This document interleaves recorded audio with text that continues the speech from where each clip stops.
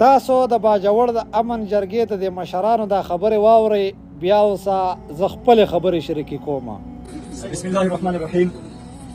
دې وخت کې د باجوړ قومي امن جرګې ټول مشران نماینده جرګه دلته موجود ده.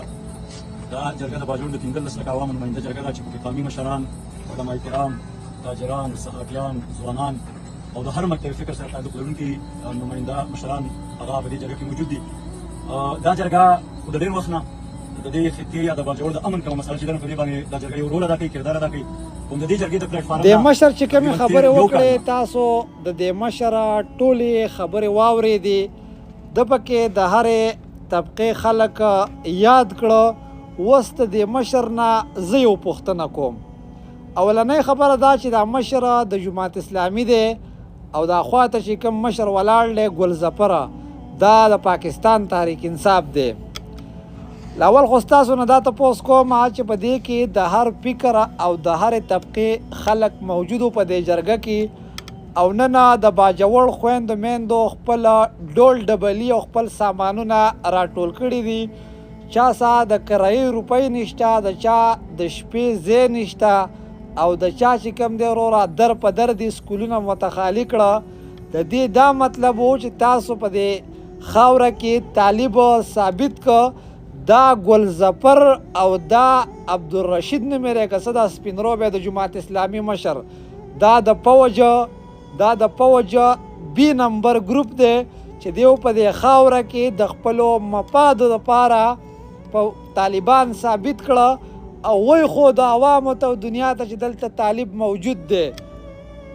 او دیو صرف د دې خبرې نه اندازه دا لګي چې صرف دا ګل ظفر او دا د جماعت اسلامي والا چې د خپل اوټ دپاره دا سټیج ته وخیږي، نو قام ته ډارې سوډارې وایي چې قام موټ واخلي، او باقي چې کله د امن خبر راشي او د پښتون وطن او د پښتنې خور د څادر د سودا وخت راشي، نو دا دواړه بیا په یو سب کې په اتفاق باندې ولاړي. سوال کوم ستاسو نه، سوال مولانا عبدالرشید نوم دی که څه نوم دی، او ګل ظفر ستا نه سوال کوم. تاسو چې په سټیج باندې یو بل پسې ډارې سوډارې وایي، تاسو په دې خاوره کې طالب ثابت که، او تاسو څه پیغام اوس ورکوئ چې په قلاره باندې کېناستئ. ته راشه اوس د دې پوجي نه تپوس وکړه، وایي دلته خو محافظ ته په چیک پوسټ باندې ته ولاړې، زما شناختي کارت زما بچی ته پیژنې، ستا نه په دې خاورې ته دا طالب را داخل شوی څنګه دی، او دا په دې خاوره ګوري څه که نه. زما د سر سودا دې وکړه، یا زما د سر سودا ته داسې په اتفاق باندې ولاړې.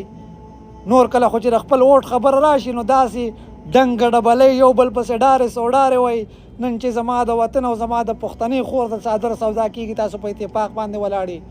چېرته ستاسو قامي جرګه چې نن د مومندو خویندې میندې در په در دي، نن د مومندو ځوانان پیغلي عزتونه لاړ لوټ شو، در په در دي. چېرته یې تاسو راټوله کوي د جرګه او دغه اے سی او په ډي سی پسې لاړ شي، وایي ولې دې خاورې ته را خلک راغلی دی، ولې موږ خویندې میندې سرتورې کړو، ولې زه کور خالي کړم، ولې ما ته سکول خالي کړه چې زه ته خپله کډه راوړم.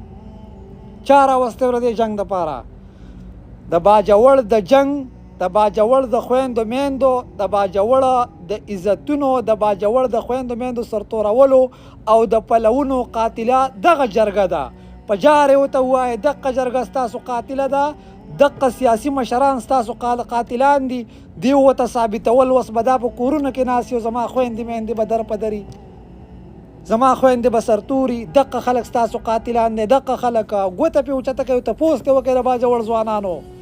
مه پې خاموش کېږئ چې اوټ وله غواړئ که نه، او کور په کور وله ګرځئ، د یو بل مخوکې وله شو کوئ. نن د امن خبره د ټول مشترکه د دې خلکو نه تپوس وکئ. وایي تا چې ورته طالب ثابتوه، اوس راشه په میدان ودرېږه او ورته ووایه چې دا طالب ستا د دې خاورې ته راغلی څنګه دی، پلان پې جوړ کړه، ور وایړوه پې چې ته زما محافظ یې، زما دې خاورې ته ته موجود یې، را طالب ولې راغلی دی او څنګه راغلی دی چې ته نن شاته شوی او زما خویندې میندې بې عزته کېږي. د باجوړ د خویندو میندو د عزتونو او د دې هر څه ذمهوار دا سیاسي خلک دی. دغه قومي امن جرګه نوم یې وله ایښودی و چې نن د خپل مفادو لپاره یو سب کې ولاړ دي، او نور کله په سټیج باندې ډارې سوډارې وایي. یو وایي زه قام له امن غواړم، او بل وایي زه قام له امن غواړم. ته امن چېرته غواړې؟ تا خو شی ثابت که اوس د منځه وتښتېدې.